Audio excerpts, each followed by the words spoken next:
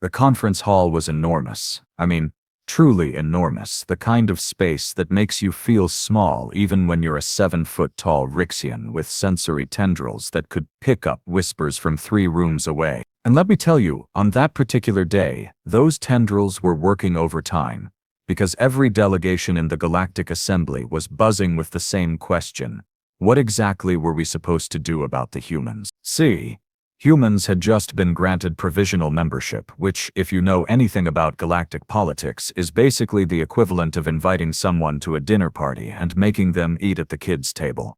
They got to watch, listen, maybe contribute if they raised their hand politely.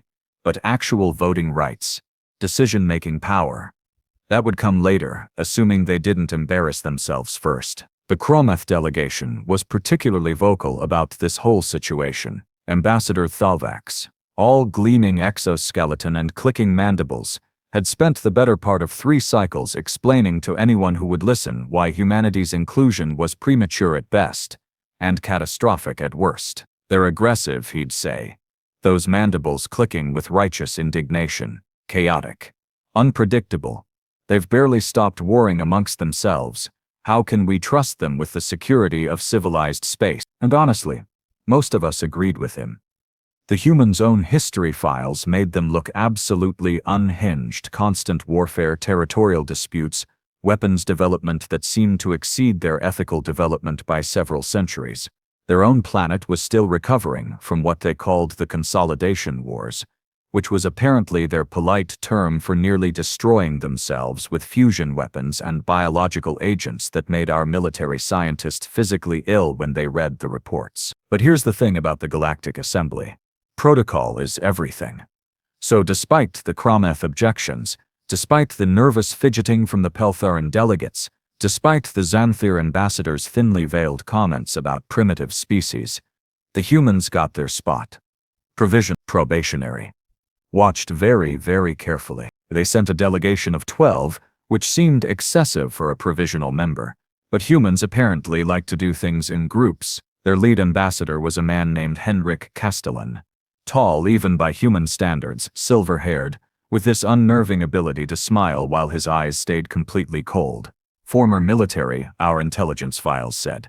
Decorated veteran of those consolidation wars, the kind of human who'd seen things, done things, and had the emotional scars carefully hidden behind diplomatic training. The rest of the delegation was what you'd expect. Military advisors, scientific experts, cultural liaisons, the usual array of specialists trying to make their species look competent and civilized. They sat in their assigned section, row 3, right side, where all the provisional members got placed, and they were polite, professional. They took notes, asked reasonable questions when permitted, and generally behaved like guests who knew they were being evaluated, except for one, third seat from the left, row 3.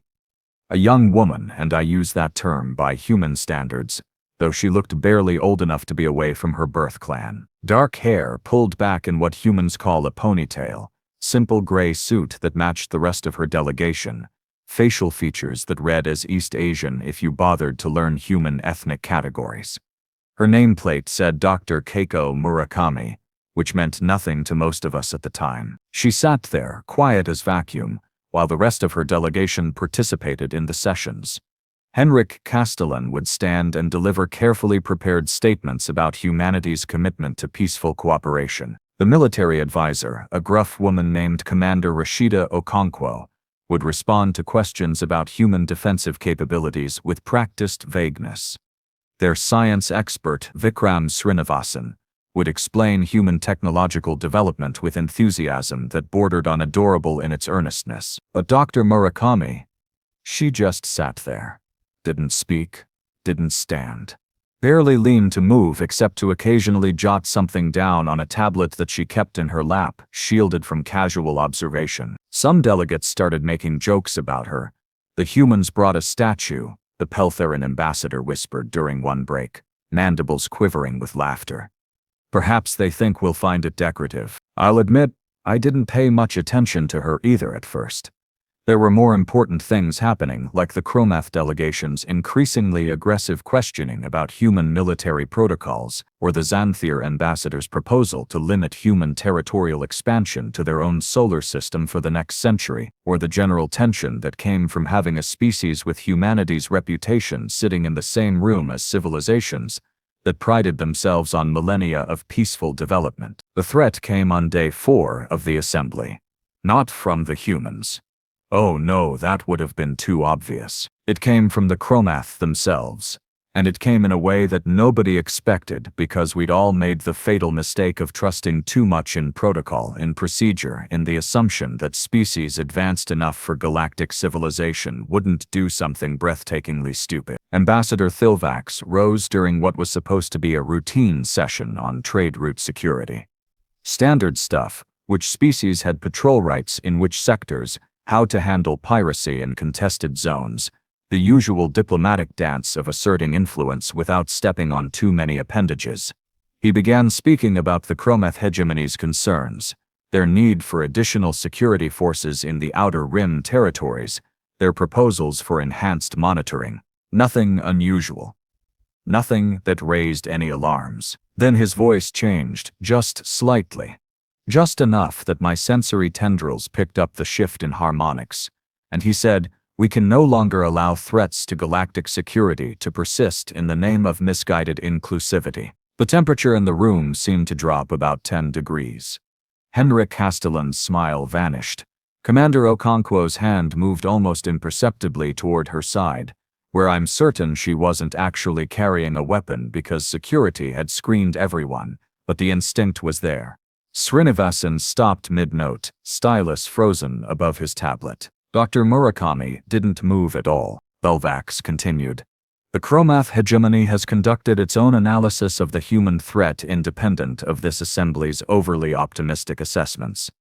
Our findings indicate that humanity represents a clear and present danger, not just to regional stability, but to the entire galactic order.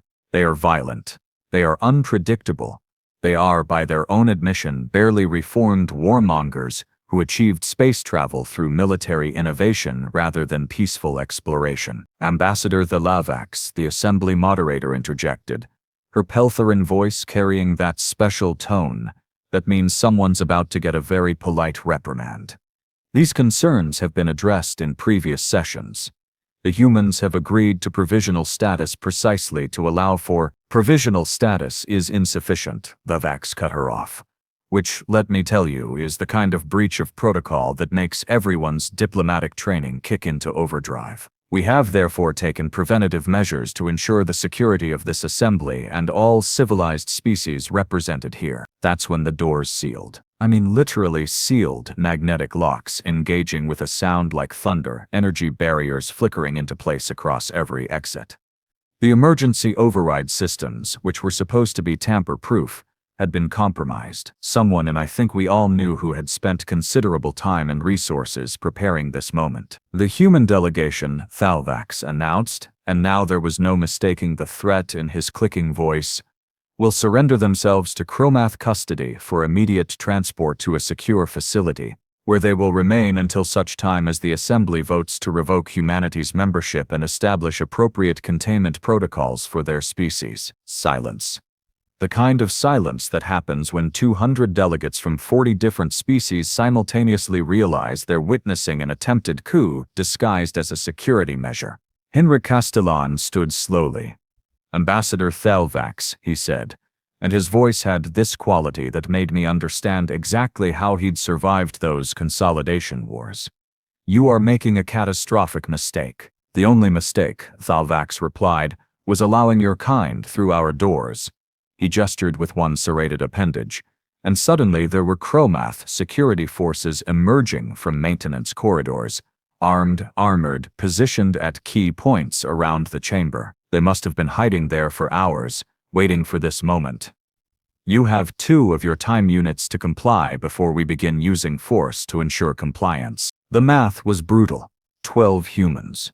47 Chromath soldiers in full combat armor. 253 other delegates who were diplomats, not warriors, and who were now trapped in the middle of what was rapidly becoming a hostage situation with galactic implications. Commander Okonkwo's hand was definitely going for a weapon now. I saw Henrik grab her wrist, saw him whisper something that made her freeze but didn't make the rage leave her eyes. The rest of the human delegation was reacting exactly as you'd expect: fear, anger, the kind of desperate calculation that happens when you're outgunned and out of options. All except Dr. Murakami. She'd finally moved. Just her eyes, tracking across the room, counting, assessing, mapping every chromath position, with the kind of precision that made my tendrils tingle with sudden terrible realization. She wasn't panicking. She wasn't calculating escape routes or surrender terms or diplomatic solutions. She was evaluating targets. "Henrik," she said. And it was the first time I'd heard her voice. Soft and precise, with an accent that human linguists would probably classify as Japanese-American. "Permission to implement Protocol Nightingale." Every human in that delegation went very, very still. Henrik turned to look at her, and I saw something in his expression that made my 3 hearts start beating arrhythmically. Not fear, not surprise, but confirmation, like she'd just asked permission for something he'd been hoping wouldn't be necessary but had always known might be. "You're certain?" he asked quietly. She nodded once. 47 hostiles, current formation leaves 12 critical vectors exposed. Command structure vulnerable through primary communication relays. Estimated neutralization time 4.3 minutes with acceptable collateral parameters. Acceptable collateral, Hendrik started, then stopped. Looked around at the sealed chamber, at the chromath weapons aimed at unarmed delegates, at Ambassador Thelvax standing there radiating satisfaction at his clever trap. "Do it." Dr. Keiko Murakami stood up. And I swear to you, it was like watching a completely different person unfold from that quiet shell. She reached into her jacket. Not for a weapon, because again, security had screened everyone, but for that tablet she'd been so carefully protecting. She tapped the screen 3 times, deliberate, precise, and the entire room's atmosphere changed in ways I still have trouble describing. The temperature didn't actually drop, but it felt colder. The lights didn't actually dim, but everything seemed darker. And Dr. Murakami smiled for the first time since the assembly began, except it wasn't really a smile so much as a slight upward curve of her lips that somehow conveyed more threat than all 47 chromath weapons combined. "Gentlemen," she said, still in that soft, precise voice, "you've made an interesting assumption today. You assumed that because we came here as diplomats, we came here as victims." Thelvax's mandibles clicked with irritation. "Your time is elapsing, human. Surrender, Protocol Nightingale," Dr. Murakami continued as if he hadn't spoken, "was developed during the Consolidation Wars by a joint task force of intelligence agencies who realized that diplomatic venues were becoming primary targets for decapitation strikes. The challenge was, how do you protect your delegation when weapons aren't allowed, when security screening is thorough, when the host venue controls all defensive systems?" She started walking, not toward the chromath, not toward the exits, just a slow, measured pace along row 3, while her delegation members subtly shifted positions. The answer, we discovered, wasn't to bring weapons. It was to make weapons unnecessary. One of the chromath soldiers raised his rifle slightly. Commander Okonkwo tensed, ready to move despite the impossible odds. Hendrik Castellan just watched Dr. Murakami, with the expression of someone witnessing a natural disaster they can't stop and aren't entirely sure they want to. "That tablet," Dr. Murakami said, gesturing casually with the device, "has been mapping this facility's infrastructure since we arrived 4 days ago. Every power conduit, every data node, every environmental control, every security protocol. Your species pride yourselves on your technological sophistication, Ambassador Thelvax. But you've made everything networked, everything accessible, everything vulnerable to someone who knows what they're looking for." She tapped the tablet again, and suddenly, the gravity generators in the chromath section flickered. Just for a second, just long enough to make those 47 soldiers stumble slightly, their formation wavering. "Stop that immediately," Thelvax demanded. But there was uncertainty creeping into his voice now, or we will open fire on whom? Dr. Murakami interrupted. And now there was something almost playful in her tone, like she was teaching a particularly slow student. The delegates. That would unite every species in this room against you. The human delegation. We're spread out now, you noticed that, right? While I've been talking, we've repositioned to ensure any weapons discharge would hit multiple species representatives. Your own tactical doctrine emphasizes minimizing political complications during enforcement actions. I looked around and realized she was absolutely right. The human delegation had moved with such casual subtlety that they were now interspersed throughout the chamber. Commander Okonkwo near the Xanthir section, Srinivasan by the Peltherin delegates, Henrik Castellan standing where any shot toward him would likely hit the Voxian ambassador. When had they done that? How had none of us noticed? You're bluffing, Valvax said. But he didn't sound convinced anymore. Am I? Dr. Murakami's fingers danced across the tablet. Let me demonstrate the difference between your security measures and human preparation. Your magnetic locks on the doors, running on a closed-loop power system that I've had access to since day 2, I can open them whenever I want. Your energy barriers, standard Chromath military issue, which means they operate on frequency range delta 7 through 9. Any first-year Earth physics student could generate an interference pattern. Your soldiers' communications. Encrypted, certainly, but using a protocol that was outdated by human standards 20 years ago. I've been listening to their chatter since this situation began. She tapped the tablet one more time, and every Chromath soldier's helmet suddenly emitted a high-pitched squeal. They flinched, hands going to their heads, and in that moment of distraction I saw Commander Okonkwo move, just a half step, just enough to position herself where she could reach the nearest soldier's weapon if this turned violent. Stop! Stop this! Valax was clicking frantically now, his composure completely shattered. You are attacking sovereign Chromath military systems. This is an act of war. No, Henrik Castellan interjected, his cold smile returning. This is an act of self-defense against your attempted kidnapping.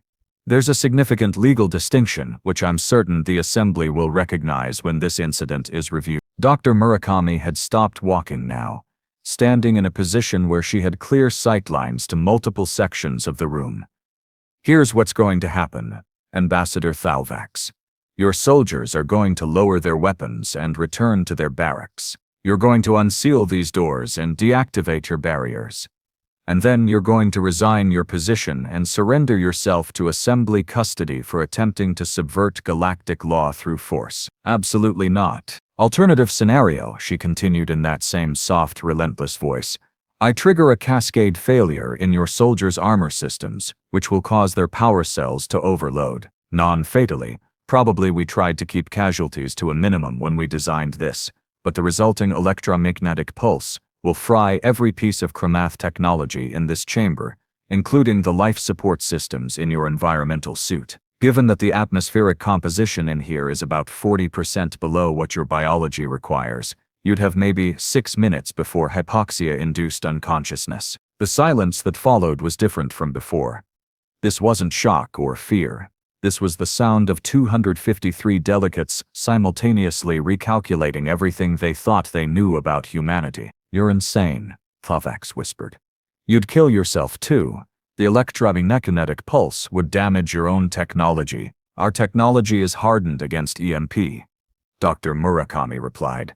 Standard feature in all human military-grade electronics ever since we figured out how devastating those weapons could be. Your intelligence files on us should have mentioned that we tested fusion-pumped electromagnetic bombs extensively during the Consolidation Wars. Terrible weapons. Very effective. We learned to protect against them before we learned to stop using them. She glanced at her tablet. You now have 3 of your time units to comply before I lose patience, and before you think about having your soldiers rush us. 6 of them are already experiencing equipment malfunctions that will cause their targeting systems to lock up if they attempt to fire. I picked the 6th position to do the most damage if this situation escalates. The other 41 might successfully shoot some of us, but Commander Okonkwo will have retrieved at least 2 weapons by then. Srinivas-san has been trained in Krav Maga and is positioned next to your smallest soldier, and Hendrik used to be a competitive marksman before he went into diplomacy. The casualty projections are not favorable for your side. I watched the Levax's exoskeleton color shift through several emotional states: rage, fear, calcul, and finally, something that might have been resignation. His mandibles clicked once, twice. Then he made a gesture that I recognized from Chromath tactical protocols as stand down. The soldiers lowered their weapons, slowly, reluctantly. But they did it. Unseal the doors, Dr. Murakami prompted. Deactivate the barriers. Another gesture from Thalvax, and the magnetic locks disengaged with a heavy thunk. The energy barriers flickered and died. Fresh air cycled into the chamber from the ventilation systems, and I realized I'd been holding my breath all 3 of my respiratory chambers for the last several exchanges. Now, Hendrik Castellan said, his voice carrying that diplomatic authority again, Ambassador Thalavax will surrender himself to the Assembly moderator for proceedings regarding his attempted use of force against a protected diplomatic delegation. His soldiers will return to their assigned quarters and await further instructions. And the rest of us are going to take a very long break while we process what just happened here. The Peltherin moderator, who'd been frozen in shock this entire time, finally found her voice. Yes, Ambassador Thalvax. You are hereby placed in Assembly custody pending investigation. Security forces, not Chromath forces. Neutral Assembly security, please escort him to the detention facilities. What followed was organized chaos. Real Assembly security flooding in. Chromath soldiers being disarmed and marched out, delegates from 40 species all trying to talk at once about what they'd just witnessed. The Xanthir ambassador was already drafting formal protests. The Voxian delegation was demanding an inquiry into Chromath military capabilities. Someone from the Peltherin contingent was asking whether the humans had just saved everyone or threatened everyone. And honestly, I wasn't sure there was a clear answer to that question. Through it all, Dr. Keiko Murakami calmly walked back to her seat in row 3, sat down, and returned to making notes on her tablet, as if nothing unusual had occurred. Commander Okonkwo joined her, muttering something that sounded like showing off again, to which Dr. Murakami responded with the faintest smile. Henrik Castellan was already engaged in damage control, explaining to concerned delegates that humanity had no aggressive intentions, that this was purely defensive capability, that they'd hoped never to demonstrate these systems, but circumstances had forced their hand. I made my way over to the human section during the confusion. My tendrils were still trembling slightly from the Argonal surge, or whatever the Vrixian equivalent is, and I had to know something. Dr. Murakami, I said, and she looked up from her tablet with polite inquiry in her dark eyes. Was any of that a bluff? Could you actually have done all those things you threatened? She considered the question for a moment, then tilted her head slightly. Would you like the diplomatic answer or the truthful one? The truthful one, please. About 60% of what I described was fully functional and ready to deploy, she said matter-of-factly. The other 40% was extrapolation based on partial system access and educated guessing about Chromath technical specifications. But Ambassador Thalvax didn't know which parts were which, and in hostage situations, uncertainty is often more effective than actual capability. So, you were gambling. We were prepared, she corrected gently. There's a difference. We came to this assembly, knowing that not everyone would welcome humanity's inclusion. We planned for various scenarios, including attempted detention, assassination, or political coercion. Protocol Nightingale was one of several contingency plans, specifically designed for situations where we need to demonstrate capability without actually using lethal force. Commander Okonkwo snorted. She's being modest. Protocol Nightingale took 3 years to develop and required cooperation between 7 different intelligence agencies. The tablet she's holding contains more sophisticated intrusion software than most militaries possess. We were as ready for this as it's possible to be without actually wanting it to happen. But you sat there so quietly, I said, looking at Dr. Murakami. For 4 days, you barely spoke, barely moved. Everyone thought you were irrelevant. That small smile again. That was intentional. In human military doctrine, we call it being underestimated. If everyone's watching Henrik make speeches and Commander Okonkwo asking pointed questions about defensive protocols, they're not watching the quiet woman in row 3 mapping their infrastructure and preparing contingencies. It's easier to operate when people don't think you're operating. Henrik Castellan had finished his immediate diplomatic crisis management and came over to join us. He looked tired. The kind of tired that comes from narrowly avoiding disaster and knowing you'll be dealing with the consequences for months. Well, he said, that could have gone better. Could have gone worse too, Commander Okonkwo pointed out. We could be in Chrometh custody right now, or dead. True. Henrik looked at Dr. Murakami. Nice work, Keiko. Though I'd appreciate it if next time you could demonstrate our capabilities without quite so much dramatic flair. If there is a next time, she replied, it means we've failed diplomatically. I'd prefer to never use Protocol Nightingale again. Agreed, Henrik said. He turned to me. I imagine you have questions. Most delegates will. We're going to hold a briefing session once things calm down. Voluntary attendance, open discussion about human security protocols, and why we felt such measures were necessary. We want to be transparent about our capabilities now that we've been forced to reveal them. I looked at these 3 humans. The silver-haired diplomat, the gruff military commander, the quiet young woman with a tablet full of digital weapons, and I realized something that would reshape my understanding of this species. They hadn't come to the Galactic Assembly hoping to make friends. They'd come prepared to survive enemies. And the difference between those 2 approaches explained so much about why humanity had made it to the stars, despite trying to destroy themselves along the way. One more question, I said. All those threats about electromagnetic pulses, system failures, cascade reactions, would you actually have done it? Would you have risked killing Chromath soldiers, damaging the facility, potentially harming other delegates? Dr. Murakami looked at me with those calm, analytical eyes. We hoped we wouldn't have to find out, she said. But yes, if Ambassador Thavax had forced the situation to violence, if he'd threatened the lives of our delegation or other innocent parties, then yes, we would have implemented every capability we possess to neutralize the threat. That's what defensive protocols mean. Not that we want to use them, but that we will if we must. She closed her tablet. Humans learned something during our consolidation wars, something painful and terrible and necessary. We learned that sometimes the only way to prevent violence is to make the cost of initiating it absolutely clear. Not through threats or bluster, but through demonstrated capability and unwavering resolve. We came to this assembly hoping for peace, prepared for war, and determined to survive either outcome. The cleanup took hours. The emergency assembly session took days. The political fallout took weeks, with formal inquiries, revised security protocols, lengthy debates about what constitutes appropriate defensive measures for diplomatic delegations. The Chrometh hegemony faced sanctions for the Levax's actions.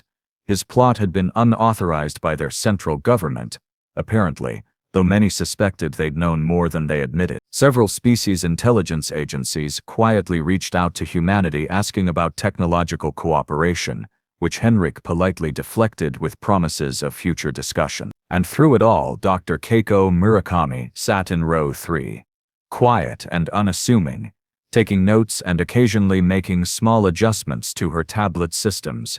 Most delegates learned to stop underestimating her. Some never quite managed it. They'd see that calm young face and forget what she'd done, forget what she represented. But I never forgot. None of us who were in that chamber could forget. We'd all missed the threat sitting quietly in row 3, and the quiet girl in row 3 had made certain we'd never make that mistake again. Humanity got their provisional membership confirmed, by the way, a unanimous vote. Funny how that works.